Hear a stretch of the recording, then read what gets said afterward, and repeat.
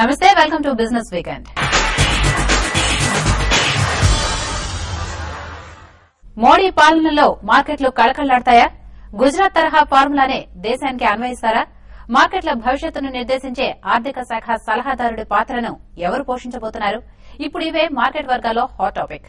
ఆర్థిక శాఖను ఎవరికి కట్టబెట్టబోతున్నారు? మోడీ ఆర్థిక సలహాదారుడిగా ఎవరిని నియమించబోతున్నారని మార్కెట్లు ఆరా తీసే పనిలో పడ్డాయి. అందరి చూపు 26 పైనే. 100 కోట్ల ప్రజల దృష్టి ఈ తేదీపైనే. దేశాన్ని గట్టెక్కిస్తారని, ఆర్థికంగా నిలబెడతారని భావిస్తున్న మోడీ ప్రమాణ స్వీకారం ఆ రోజే.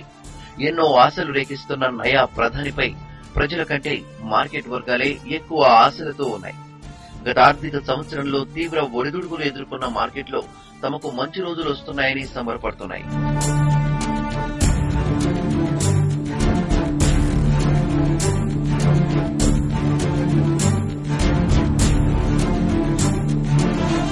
ఏ ప్రభుత్వమైనా విజయవంతం కావాలంటే సరైన ఆర్థిక విధానాలు పాటించాల్సిందే. అప్పుడే ఖజానా నిండడంతో పాటు పథకాలకు నిధులు కూడా ఉంటాయి. మార్కెట్లు భారీ పెట్టుబడులతో సిరులు పండించుకుంటాయి.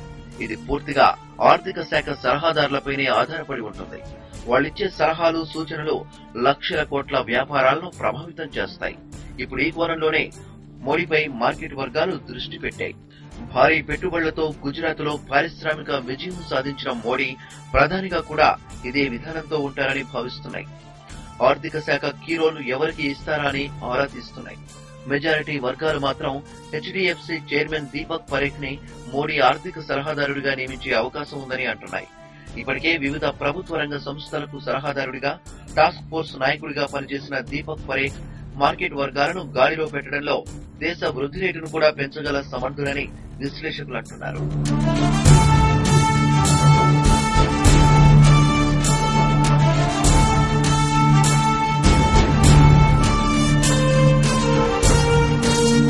ఆర్థిక శాఖ మంత్రిగా అరుణ్ శౌరిని నియమిస్తున్నట్లు వస్తున్న వార్తలపైన మార్కెట్ వర్గాలు సంతోషంతో ఉన్నాయి.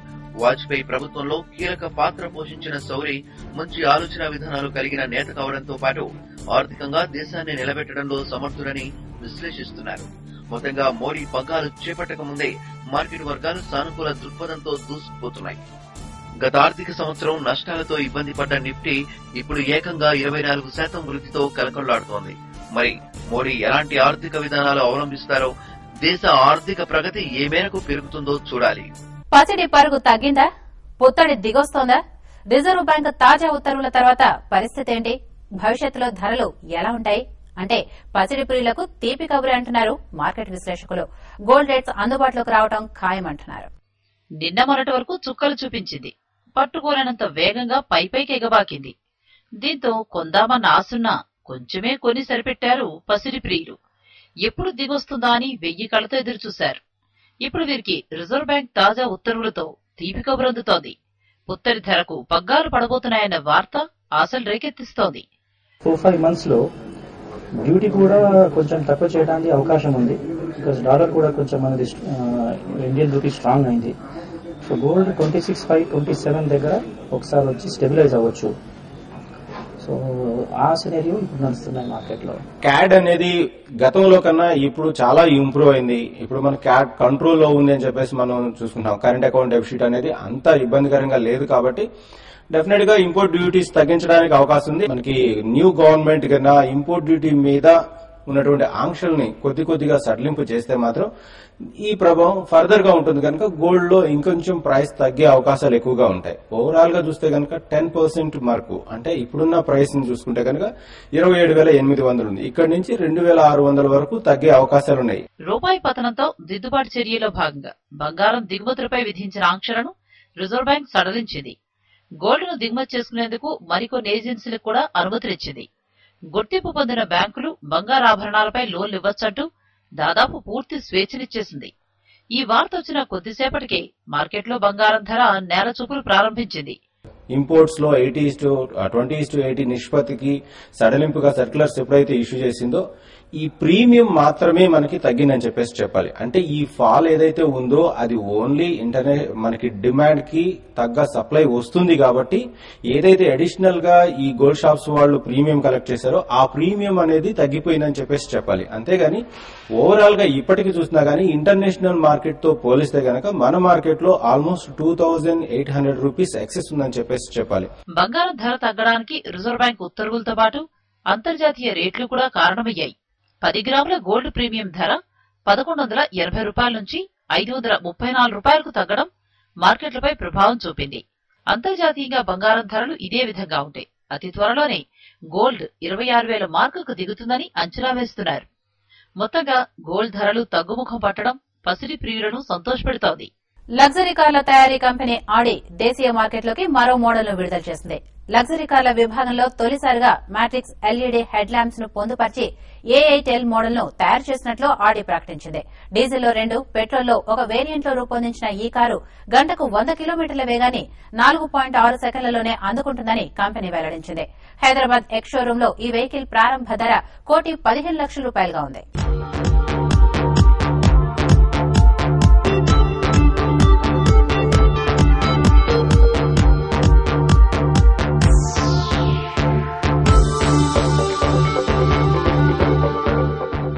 Microsoft devices company Nokia X series లో అతిపెద్ద స్క్రీన్ ఉన్న మొబైల్ నోకియా ఎక్సెల్ ను మార్కెట్లోకి విడుదల చేసింది. ఈ ఎక్సెల్ మొబైల్లో 5 అంగుళాల touch screen, 5 megapixel camera, 2 megapixel front camera, 1 GHz dual core processor వంటి ఫీచర్లున్నాయి.